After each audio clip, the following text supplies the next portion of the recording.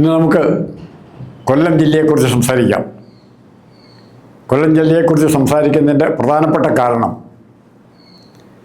ഇടതുപക്ഷത്തിൻ്റെ ഏറ്റവും വലിയ ശക്തി കേന്ദ്രങ്ങളിലൊന്ന്, കേരളം ഒട്ടാകെ എടുത്താൽ പോലും, മധ്യ തിരുവിതാംകൂർ മാത്രമല്ല കേരളം ഒട്ടാകെ എടുത്താൽ പോലും ഏറ്റവും വലിയ ശക്തി കേന്ദ്രത്തിലൊന്നാണ് കൊല്ലം ജില്ല. 2021 കൊല്ലം ജില്ലയിൽ ജയിച്ച രണ്ട് കോൺഗ്രസ് സ്ഥാനാർത്ഥികളാണ്.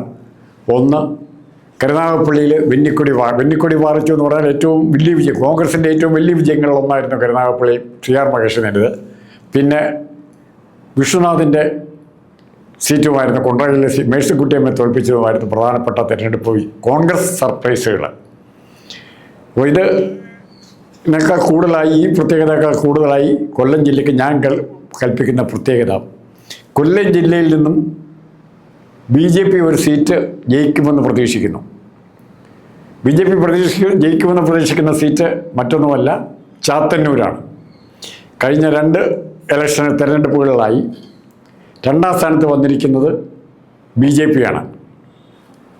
BJP 2ാം സ്ഥാനത്ത് വരുമ്പോൾ അവരുടെ സ്ഥാനാർത്ഥി BB ഗോപകുമാറായിരുന്നു. ജയലാലായിരുന്നു CPIയുടെ സ്ഥാനാർത്ഥി. ഇടതുപക്ഷ മുന്നണിക്ക് വേണ്ടി മത്സരിച്ചിരുന്നത് ജയലാൽ, BJPക്ക് വേണ്ടി ഗോപകുമാർ, കോൺഗ്രസിന് വേണ്ടി ശൂരനാട് രാജശേഖരനും പീതാംബരക്കുറുപ്പുമാണ് മത്സരിച്ചിരുന്നത്.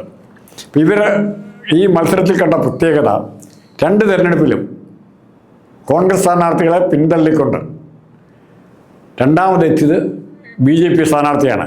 അതും ഏറെക്കുറെ ആദ്യം നല്ല ഭൂരിപക്ഷം ഉണ്ടായിരുന്നെങ്കിൽ ആ ഭൂരിപക്ഷം ഭയങ്കരമായിട്ട് കുറയ്ക്കാൻ, അതായത് 34,000 ശിഷ്ട വോട്ട് 2016 കിട്ടിയെങ്കിൽ അത് പകുതിയാക്കി കുറയ്ക്കാൻ, 17,000 കുറയ്ക്കാൻ 2021 ആയപ്പോഴേക്കും BJPക്ക് സാധിച്ചു. 2 പ്രാവശ്യം രണ്ടാമതെത്തി എന്നുള്ളത് മാത്രമല്ല, ഓരോ തിരഞ്ഞെടുപ്പിലും BJPയുടെ വോട്ടിൻ്റെ എണ്ണം കൂടി വന്നു. അപ്പോൾ വേണമെങ്കിൽ ഒരു നല്ല ഫൈറ്റ് ഉണ്ടായാൽ ചാത്തന്നൂർ പിടിച്ചെടുക്കാമെന്ന് BJP വിചാരിക്കുന്നു. അതുകൊണ്ടുകൂടിയാണ് നമ്മൾ ഈ പ്രശ്നത്തെ ഇപ്പോൾ സമീപിക്കുന്നത്. കോൺഗ്രസിന് വേണ്ടി കാര്യമായി എന്തെങ്കിലും ചെയ്യാൻ പറ്റിയ 2011 ബിന്ദു കൃഷ്ണയ്ക്കാണ്. അതിനുശേഷം മത്സരിച്ച 2 പേർക്കും ആ നിയോജകമണ്ഡലത്തിനെ സ്വാധീനിക്കത്തക്ക രീതിയിൽ 3ാം സ്ഥാനത്തേക്ക് പോവുക എന്നുള്ളതായിരുന്നു പീതാംബരക്കുറുപ്പിൻ്റെയും ശൂരനാട് രാജശേഖരൻ്റെയും കർത്തവ്യം. ഇവിടെ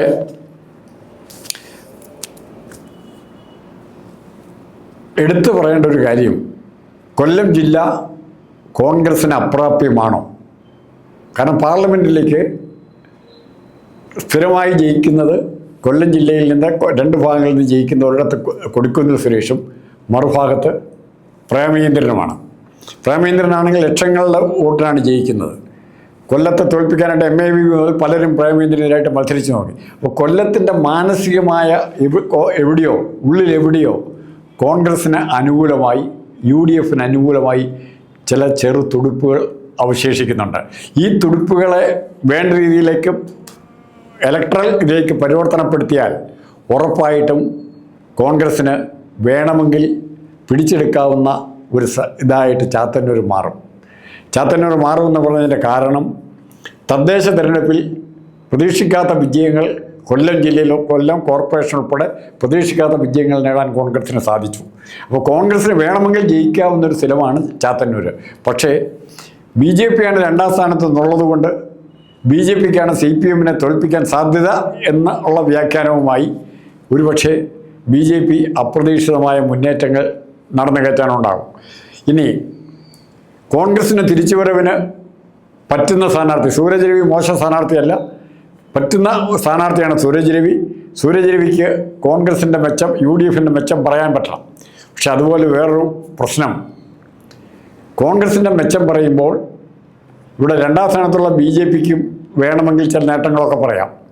ഇവിടെ LDFനെ എതിർക്കണമെങ്കിൽ, ചാത്തന്നൂർ LDFനെ തോൽപ്പിക്കണമെങ്കിൽ 2ാം സ്ഥാനത്തുള്ള BJP വേണം. അതുകൊണ്ട് പക്ഷേ ഞങ്ങളുടെ നിരീക്ഷണത്തിൽ നമ്മൾ കണ്ടെത്തിയ ആൾക്കാരുമായി സംസാരിക്കുമ്പോൾ എത്തിച്ചേരുന്ന നിരീക്ഷണങ്ങൾ പഠിപ്പിക്കുന്നത്, BJPയുടെ ശക്തി കുറയുന്നതിന് കാരണം, അല്ലെങ്കിൽ യഥാർത്ഥ ശക്തിയിലേക്ക് അവർക്ക് വരാൻ പറ്റാത്തതിന് കാരണം, ഒരുതരം അമിതമായ ബന്ധം അല്ലെങ്കിൽ ബാന്ധവം അല്ലെങ്കിൽ വിധേയത്വം CPM-നോടും പ്രത്യേകിച്ച് പിണറായി വിജയനോടും BJP-ക്കാർ വെച്ച് പുലർത്തുന്നു എന്ന് പറയുന്നതാണ് അവിടെ ശരി.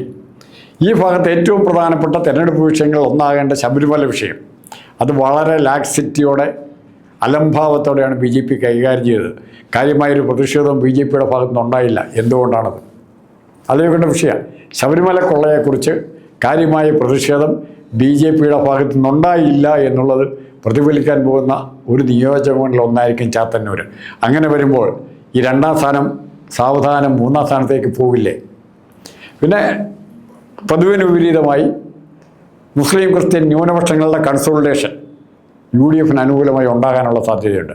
ഈ 2 കാര്യങ്ങൾ ചേരുമ്പോൾ തന്നെ ഇലക്ട്രൽ അരിത്തമെറ്റിക്സ് അവിടെ കൊല്ലത്ത് ക്രമത്തിൽ UDF-ന് അനുകൂലമായിട്ട് വരുന്നുണ്ട്. 2ാമത് ജയിച്ചു എന്നുള്ളതുകൊണ്ട് 3ാമത് പോയി കൂടായില്ല. അതിനുള്ള സാധ്യതയും BJP-ക്ക് അവിടെ ഉണ്ടാകുന്നുണ്ട്. BJP അമിത വിശ്വാസമാണ് വെച്ച് പുലർത്തുന്നതെങ്കിൽ BJP-ക്ക് നെഗറ്റീവ്സ് ഒത്തിരിയുണ്ട്. ഇത്തവണത്തെ കേന്ദ്ര ബജറ്റ് തൊട്ട് താഴോട്ട് ഒത്തിരി കാര്യങ്ങളുണ്ട്. എയിംസ് കിട്ടാത്തത്, അങ്ങനെ പല സുരേഷ് ഗോപിയുടെ വാഗ്ദാനങ്ങൾ പാലിക്കാൻ പറ്റാതെ വന്നത്, ഇങ്ങനെ പല പരാജയങ്ങളുമുണ്ട്. ആകെ BJP-ക്കും UDF-നും കോമണായിട്ട് പറയാനുള്ള വിഷയം പിണറായി വിരോധമാണ്, അല്ലെ ഈ മന്ത്രിസഭയോടുള്ള ഭരണവിരുദ്ധ വികാരമാണ്. പക്ഷേ ഈ ഭരണവിരുദ്ധ വികാരം പ്രകടിപ്പിക്കുന്നതിൽ BJP-ക്ക് എന്തുമാത്രം മുന്നോട്ട് പോകാൻ പറ്റിയിട്ടുണ്ട്. എപ്പോഴൊക്കെയോ പിണറായി വിജയനുമായി ഒത്തുതീർപ്പുകളുടെ രാഷ്ട്രീയം തന്നെയാണ് BJP നടത്തിക്കൊണ്ടുപോയത്. ഒറ്റ കാര്യം എടുത്താൽ മതി. BJP-യുടെ പ്രതിനിധി ഇന്ത്യയുടെ പ്രധാനമന്ത്രിയാണ്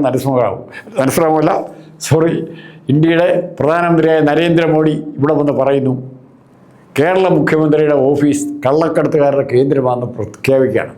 അദ്ദേഹം ആ കേസിലെ 1ാം സാക്ഷിയായി. അപ്പോൾ തന്നെ പ്രധാനമന്ത്രിയുള്ള നിലയിൽ ഈ വിവരങ്ങളെല്ലാം അറിയാൻ ബാധ്യതപ്പെട്ട അദ്ദേഹം നരേന്ദ്രമോദി എന്താ ചെയ്യുന്നത്? ഉറപ്പായിട്ടും പറയുന്നു കേരള മുഖ്യമന്ത്രി പിണറായി വിജയൻ്റെ ഓഫീസ് കള്ളക്കടത്തുകാരുടെ കേന്ദ്രമാണെന്ന് പറയുമ്പോൾ പ്രധാനമന്ത്രി എന്നുള്ള നിലയിൽ അദ്ദേഹത്തിൻ്റെ കയ്യിൽ അതിന് തെളിവുകൾ ഉണ്ടായിരിക്കണം. ഈ തെളിവുകൾ വെച്ചുകൊണ്ട് എന്തുകൊണ്ട് നടപടിയെടുത്തില്ല? ഇത് വലിയ ചോദ്യമാണ്. കള്ളക്കടത്തുകാരുടെ കേന്ദ്രം അതിൻ്റെ കൺട്രോൾ നിയന്ത്രണത്തിലിരിക്കുന്ന പിണറായി വിജയനെതിരായി ഒരു നടപടിയെടുക്കാൻ എക്സിക്യൂട്ടീവ് എൻഫോഴ്സ്മെൻറ്റ് അതോറിറ്റിയോ ED-യോ ആരും അങ്ങോട്ട് വരുന്നില്ല. എന്താ വരാത്തെ? അവിടെ പിണറായി വിജയനും നരേന്ദ്രമോദിയും തമ്മിലുള്ള അവിഹിത ബന്ധമുണ്ട്, അല്ലെങ്കിൽ അന്തർധാരകളുണ്ട് എന്ന് പറയുമ്പോൾ അവിടെ നമ്മൾ ചാത്തന്നൂരെ ജനങ്ങൾ മനസ്സിലാക്കുന്ന ഒരു കാര്യം, ശബരിമല വിഷയത്തിൽ BJP അനങ്ങാതിരിക്കുന്നതിൻ്റെ കാര്യം, സംഘപരിവാർ സംഘടനകൾ സജീവമായി രംഗത്ത് വരാത്തതിൻ്റെ കാരണം ഈ അന്തർധാരകൾ തന്നെയാണ് എന്നുള്ളതുകൊണ്ട് ഒരുപക്ഷെ BJP-ക്ക് കിട്ടേണ്ട വോട്ടുകൾ നിർണായകമായ കുറവുകൾ ഈ ഒറ്റ കാരണം കൊണ്ട് പിണറായി വിജയനെ പിന്തുണയ്ക്കുന്ന BJP എന്നുള്ള ചീത്തപ്പേരുള്ളത് കൊണ്ട് കുറയാൻ സാധ്യതയുണ്ട്. അവിടെ അതുകൊണ്ട് ആത്യന്തിക നിമിഷത്തിൽ വേണമെങ്കിൽ UDF-ന് ജയിച്ച് കടന്നു വരാവുന്ന ഒരു സീറ്റായിട്ടാണ് ഞങ്ങൾ കരുതുന്നത്. നന്ദി.